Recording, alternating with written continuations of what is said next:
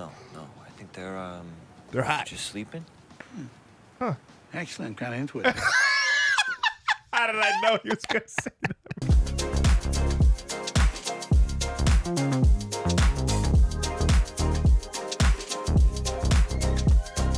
Hello, you beautiful people. My name is Davi. I'm joined by Abe. Welcome back to another Redox reaction. And for today, we got episode 4 of season 1 of The Bear. Quick heads up, this episode is also available on Patreon, the uncut reaction. Also, if you want to listen to the discussion portion of the show on Apple Podcasts and Spotify, link in the description as well. For our viewers and listeners, we hope you guys are doing well. Abe, how you doing? I'm good, bro. We just finished episode 3. Yes. Get a couple episodes done today, watching them. Sorry for the people who, have been anxious and wanting to see our reaction to these episodes. Obviously, we're doing a couple of other shows as well. Appreciate your patience, but we're excited because this show is fire. Yes, it's really good. Yeah, it's I'm really just excited to get into it. I don't think we have any comments because we're caught up on comments at this point. Good to go. No, I'm good, man. I'm good. Let's get right into it. Let's not start. Skip the chit chat. Yeah, let's get it. All right.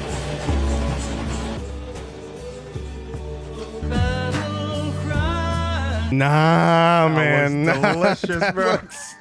Oh my God. This looks so good. Where's this donut place, bro? I'm about to go right now. See, I don't need all the fanciness. Yes. Oh, this man is a dessert fiend, an aficionado. But he's trying to learn. Chocolate cake. He's doing his thing, Marcus. He's got potential. Why are you trying to put a T-shirt on a fucking hot dog?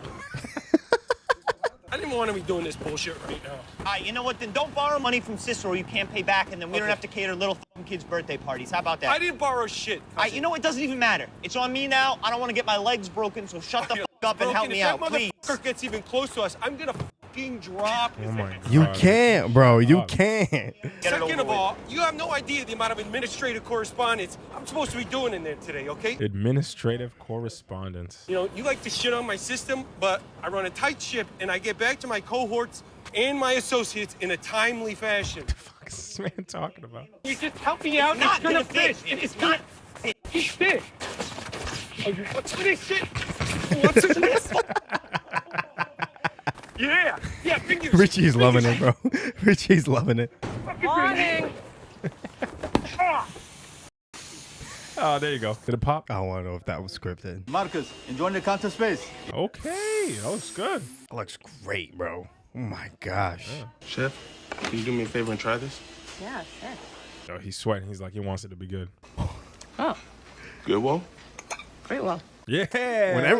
When you go, yeah. That smile, bro. Yep. He's like, I did that. Do you remember the mashed potatoes? Just want to check in. Do you remember when I said to f off? Just make sure when you do it, the heat isn't too high. I answered to Jeff, the system. I'm not trying to be a tight ass. I don't want you to think I'm up in your space. I'm just doing what I was asked to do. And I get what it's like to be a woman in the kitchen Do you know and what it's have like to be a woman in the kitchen? Wow, that's amazing. Listen, Yeah, she's got the wrong talking points. Yeah. so just back the She doesn't respond well to authority. Oh my God. Yo! Oh my God, cousin, you gotta see this shit. Yo, this dude is trying to fuck up this little nerd, and this fucking nerd just washes him, bro. You love those videos. I swear to God, cousin, if he calls me Rick, I'm a fucking loser. Cousin, listen, do me a favor, okay? I'm trying to get us out of this hole. I want today to go smooth. Please do not bring that shit up. Chill. I'm not gonna bring up shit, all right? No, you got it all wrong. It's literally the easiest. No, you see what happened? I'll tell you something. I'm the only one. Get Carm in the back. This is great direction. So, I need a real Pick up job. a fucking goddamn phone. This is fantastic. You want us to get this stuff out back, or how do you, Take it around the side for me, will around you? the side? Sure. Yeah. Yeah, thanks, Rick. I hate when you call Fucking me hate it when you don't fucking answer Rick. your phone. Food's here, kiddies. That was nice. Thank you for that. That was good. Richie, what value does Richie add? This is the question that I have, bro. That's a great question. Other than the time that Well, the Nico stuff, I guess, and he pulled the gun on the ball breaker tournament. No, Oh, sir, that was my brother. damn. oh my God. Bro, that was my brother. Turn on the grill. I gotta get the dogs going. Just give me a second here. Richie, what the fuck is that? Relax. Shit's regulated. I suffer from anxiety and dread. Who doesn't? We all have? Which box you put the ketchup in? Hmm? The ketchup, which box? I didn't bring ketchup. Oh my god, bro. Why didn't you bring ketchup? What kind of asshole is gonna put ketchup on a hot dog? Dog. A child, Richie. Child asshole. Oh my gosh, Richard. Yo, cousin, what's up with all this gay-ass fruit? Homemade ecto cooler, motherfucker. Oh, shit. It's actually pretty fucking dope. Oh my god, bro. He's literally a kid. Rest in peace, Harold. Bro, put that back in your pocket. One bite of a donut brings much joy. 2 bites bring sadness. Philosophy. What's up? Hey. Hey. Who are you? Sorry. Oh, sorry. Chester, this is Chef. Sydney's so awkward. He's so awkward. Who's that? Hey, Chef Sydney. Oh boy. Why are you here? Sorry. Oh, getting my boy dialed. Dropping off some inspirational materials. He's a designer. Oh, what do you design? All of it. I'm out. I'll see you at home, my G. Yeah. Facts. Hey, thank you again. Of course. Peace out, dog. I be designing. That's who I am. My name Chester. I design. Pantone colors? I was thinking maybe I could do a classic donut for the beef. On top of my other stuff, of course. Yeah. But, I mean, I think it could be hot. Yeah, I mean, donuts are deceptively hard, but, you know, require a lot of equipment, too. I don't know if this is the most stocked place in the world. I want it to be perfect. Like that plum, the one Carmen was telling us about. Michelin mode. It could be like limited edition or something. If you're into it, then I'm into it. Good. That's how you should be, empowering your workers. Look. I see a little, Yeah, a little something He there. felt good. He was like, ooh, he feels good. Hey, Chef. How's it going? Good, Chef. Try a new chocolate cake? Oh, yes. And... You've given Marcus a lot of confidence. Well done. She's happy with herself. Ooh, And she doesn't want to let her know she's doing a good job. yeah. Just trying to do some research, feel out the texture, see what it's really about. Oh, that's nice. Gee, talk. Destroy this. I think so. Oh, that's nice. When you go to your grandma's house and she has the cushion on the top of the toilet seat, and you sit on it, It's like slight deflating. and it smells like potpourri, but it also smells like grandma. Hey, oh, what's going on, Frank? Oh my god. Can you not see this? This is bullshit. I can't hear you when you're opening all my presents. You guys are so weird. What are you doing opening up other people's stuff for? Oh my god. I have never said what? You work in a restaurant, right? I work in a restaurant, that's right. What's it like to be a f***ing loser, huh? What? Jesus. Was the chef of the best restaurant in the world. Okay, that's not an exaggeration. That's awkward. Yeah, it's really awkward. The number one question after that is like, what the hell are you doing at the beef? Yeah. And he's just been freaking standing here. Hey, Phil. Hey, Jimmy. Richard. Hey, what's up, Phil? I'm so dead.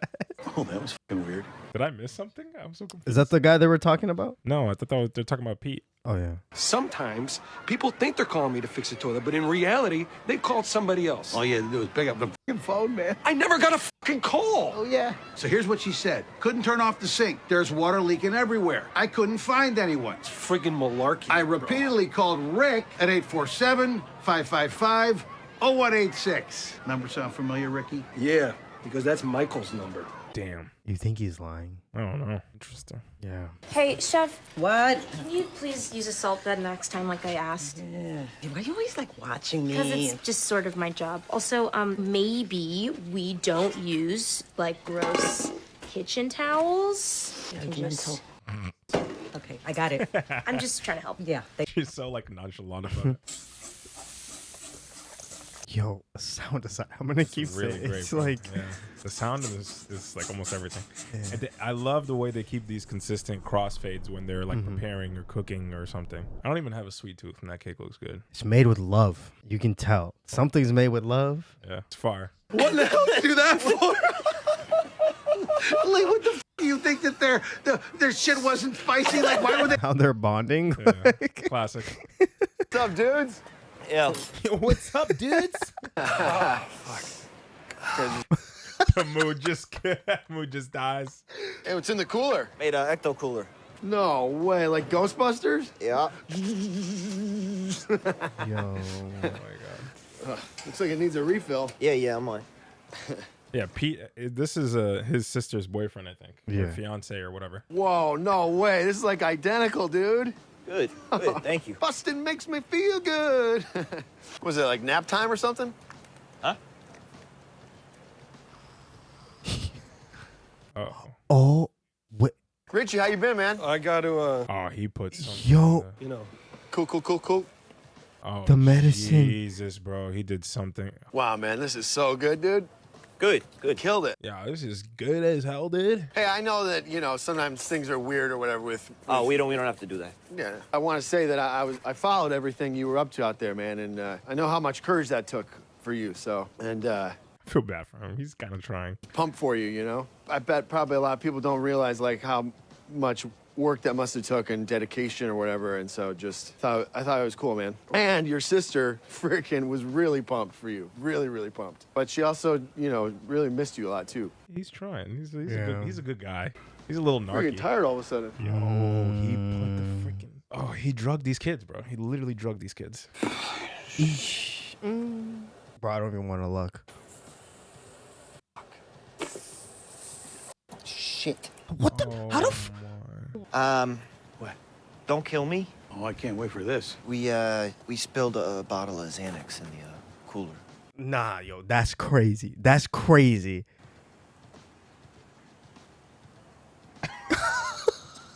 What, are they fucking dead? Are they fucking dead? No. I think they're hot. just sleeping. Actually, I'm kind of into it. How did I know he was gonna say that? Keep up the good work. You're killing it. He's so lucky that this was the guy that they catered the party for, bro. Nah, yo.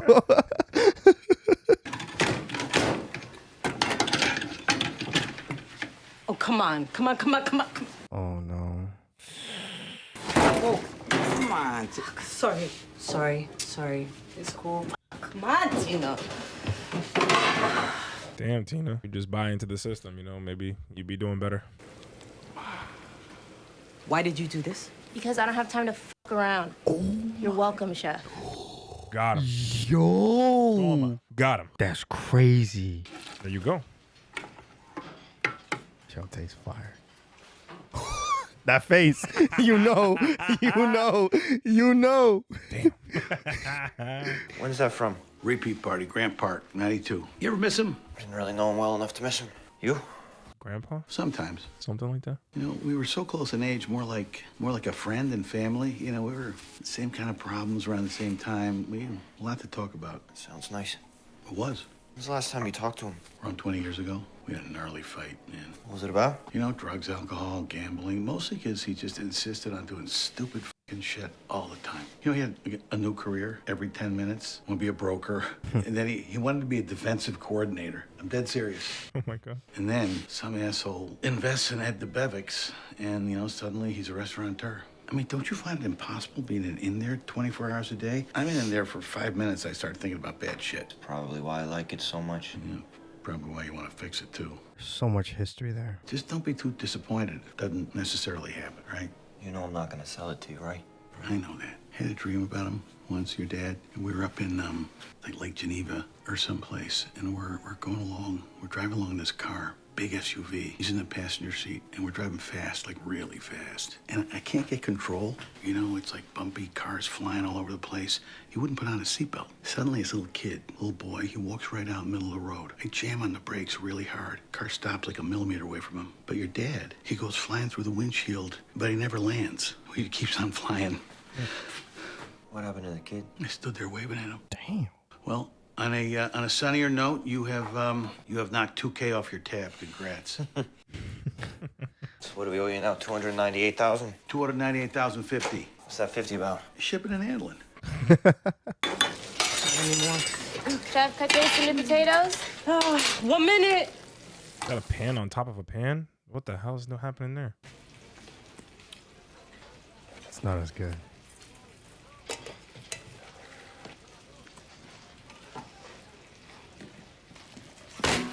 Go ahead, get it over with. I don't want over with. Taste it and tell me it's shitty. It's great. Thanks, chef. What? It's great. Thank you, chef. Now, let's hurry up and roll before we get rolled, yeah? That's all she needed. She's in her own head. Yeah. There you go. There you go. Okay, Tina. Thank you, Jeff. Jeff. Wow, she's even breaking down Tina. Marcus is going at it. Crazy how it's like these sparks and then like the lemon zest. It's a cool transition. Hey, you guys want to see something disgusting? Oh, God. I don't understand it. It's so mysterious to me. He's sitting there just sleeping like a baby. I want to beat the living fucking crap out of him. Oh my God, they had to bring him home. Thank you for letting me be a part of this family. Oh my God, bro. He's one of those guys. We don't get cake because we're best friends. Hey, Jeff. I like the storyline, man. Yeah. I feel good. Dope. What another fantastic episode. I think Karma came back and got Tina, but Sydney was like, no, don't worry about it. I see you. I'm gonna help you. Yep. But the surprising thing that we got this episode was the kids getting, high off Xanax. The kids got slumped off Xanax, bro. Jesus. Oh my God. They got really lucky that they were at James's like family function because they're like crazy anyway. He was like, because they showed all the chaos of the kids yelling and whatever, and you could tell like they just needed a second. So when the kids were asleep, he was like, thank God. But bro, Richie is a mess. Richie is a mess. He's a mess. Richie's a mess. I think that's one thing we got from this episode. But another thing was seeing the kitchen, kind of the kitchen and the beef that I'm talking about. It's kind of working now. We're seeing some changes, and specifically Marcus. I think Marcus in this episode was a big forefront for me, and him really wanting and trying to make desserts and try to hone that craft and become good at that craft. I think it was something that really stood out to me. I think this was kind of just the intro to it, and I want to see. I think they're definitely going to dive deeper into what Marcus is in his story. Yeah, I'll be honest. I didn't expect in this show for this quickly there to be these like feel good storylines. You know what I mean? Yeah. Where we're really just seeing characters in their element and really be optimistic about the future and be happy about where they're going, where they're headed, like that, the storyline with Marcus. And I think it's a really cool thing to see. I think it adds another layer to the story, and it's not all just anxiety and chaos. This episode felt like a good day at work. It was chaotic, but at the end you were like, you know what? Agreed. A good it was day at a good day. Like, it's gonna be the episode title. A good day at work. A good day at work. I feel like that's what I got with this episode. It just, there was drama that went down, but it was solved. Everyone figured it out, and we got through the day. Yeah. And you got home, you had your dinner, and you're like, damn. Honestly, I had a good day. Yeah. Yeah, I think the biggest piece with the kitchen was Tina, obviously. Tina's whole storyline, and she was the one that I was like, this is going to be the hardest cookie to crack. And it makes sense, right? Like she just has that chip on her shoulder. She's very not great with authority. Even with, she's saying I answer to Jeff, or like I answer to Carmi, basically. Like even with Carmi, she wasn't really like completely answering to him and taking all his orders and all that stuff. So, you could tell that she's just very anti-authority, but we saw the way that Sydney went about it, and I think she went about it in a really, really good way. It made it really, she kept it like Sydney needed to impress her. I think that's what Tina it was. needed to impress Sydney. Sydney needed to impress Tina. Okay. In the sense of the potatoes on the stuff, she was like, nah, I'm going to do it my own way. Don't worry about me. I'm going to figure it out. Stop talking to me. I got this. And Sydney started to notice that she was struggling. And Sydney was like, you know what? I'm just going to do this on secretly, figure it out on my own. And then she saw that, and I think handed her the sauce, right? It was a type of sauce. Yeah. And Tina was expecting it to be, Tina was expecting it to be bad. But when she took that bite, she was like, oh, damn. Yeah, there's something different. I think that's what it was. I think that's what kind of... I didn't think it was an impressing thing. I think it was like, Tina was like thinking, oh, she's out here to get me. Like she's out here to watch me fail, right? Like that's why at the end she was so anxious about her mashed potatoes. She was like, just tell me it's shitty. She's like, no, it's good. Right? But when she had that roux or whatever it was to go into the mashed potatoes at the end. She had a backup, and she's like, I'm not here to mess around. Like, Tina, A, saw that as a sign of she's confident in what she's doing, and B, at the end, I think she saw it as like, okay, she is looking out for me. And not so much of like needing to feel impressed by Sydney or needing to feel like Sydney is It was this more of amazing like chef. more like a sign of respect. Yes. I think it was a sign of respect and a sign of like, we have to have each other's backs. Yeah. It's not just about me, telling you what to do and whatever. Like, okay, you mess something up, great. Like, I'm gonna help you to do this because we need to keep our stuff together. Like, we're all in this together. It's not about one person messes up and we all pile on that person. I think that was the part that was really important for Tina to see, because I think that she is kind of like worried about, being at fault or messing up the perfection of this kitchen. I think that's probably why she's struggling to adapt to it, is because she understands that the place that Carmi and Sydney come from requires perfection and this like crazy standard. And, some people have this like fear of failure.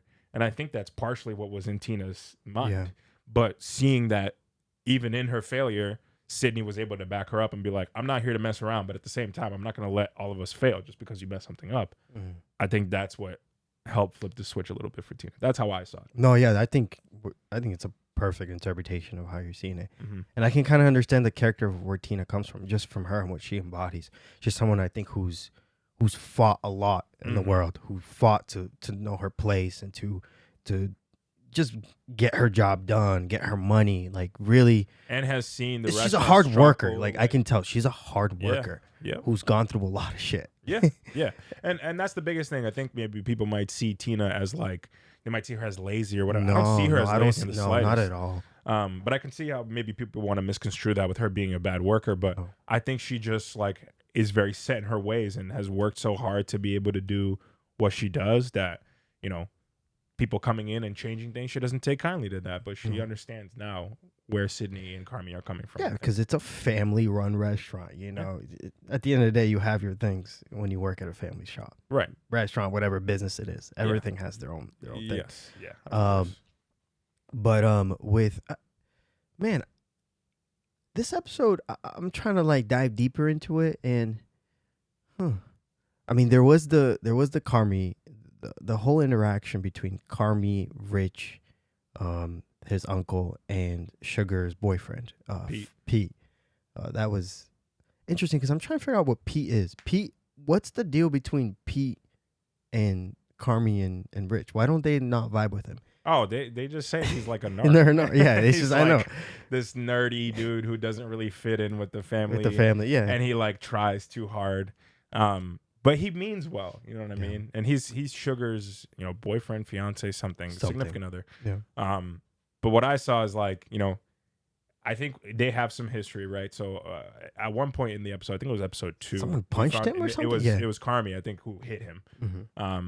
And, he called and like apologized for it basically. And now I think Pete is like trying to rekindle their relationship and make things right, make things like go smoothly. And, Pete was like acting a little weird, like, cause he's just a weird guy, but he was saying some things that are true, right? Like he's talking about how Sugar misses him. And he was like, yeah, I mean, like you owe her like a number of calls cause she hasn't, you haven't called her. And also like, I know you're struggling with the Michael thing, but it's, it's hard for your sister too. Like that's her brother also. It's kind of put into perspective. Yo, you're not like, there's other people here too. There's other people that are struggling. Yeah. Yeah. And I think that's the piece that Carmi is struggling to understand and having a hard time embracing the people around him that are also struggling with Michael's death.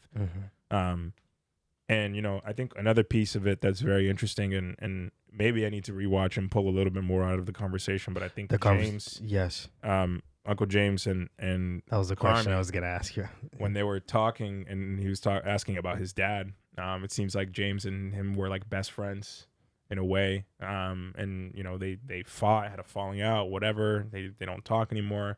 It just feels like a lot going on there. It feels kind of emblematic of Carmi and even Richie's relationship, and also a little bit of Michael in there, of like so close and basically family, but consistently butting heads and conflict. It's an interesting storyline because I don't think we've heard much of Carmi's dad prior to this episode. The conversation where he said hit the brakes and he saw his dad fly out the window. Yeah, it was a dream. Yeah, and he couldn't. Yeah, that was interesting. Yeah. I think there's definitely some symbolism in there. He said that he couldn't. He could only see him. He was just flying. Yeah, he just kept flying. Yeah, Just and he kept was flying, but he was wouldn't fall. waving at the kid. Yeah, What a dream, man. it's strange, and Yeah. I wonder if the more we understand this series and the characters, if going back to that dream, we'll understand more. If there are people who are watching this and know and understand the symbolism a little better, without spoiling what's coming next. Yeah. If you want to drop some knowledge in the comments, we always welcome that. We love people interacting, and it's great for us to get a deeper understanding of the show by other people dropping some knowledge. So if you have some things in here that we might have missed, some key details, again, without trying to spoil what is coming in the future, because we want to enjoy the plot points and everything, please let us know. But yeah, it was a great episode, a different shift. Was there anything else that you think we missed? No, yeah, I'm just really stuck on that dream now. Yeah. When you talk about it. So, is it more like his dad flying away kind of symbolizes the separation that the family has had between the cousins and the fallout between them? I don't know. It's possible, But I don't. It's the dream is from James's perspective, right? Yeah. So that's the only thing you have to focus on is feels like the conflict is between them. So him slamming on the brakes and him falling, Flying away out of the thing. It's interesting. It's emblematic for me of symbolic of some conflict that they had that we don't know of. That we don't know of, and maybe like unresolved conflict. Him continuing to fly further away, their relationship straying further and further away. Can be something along those lines, but more specifically, I think we have to have a deeper understanding of the characters to maybe that's true better understand his dream. Yeah. But y'all, thank you so much for watching and listening to this. Please like this video. If you're new here, please subscribe. Comment your thoughts like Abe said. We love you guys and see you soon for more of The Bear. Peace.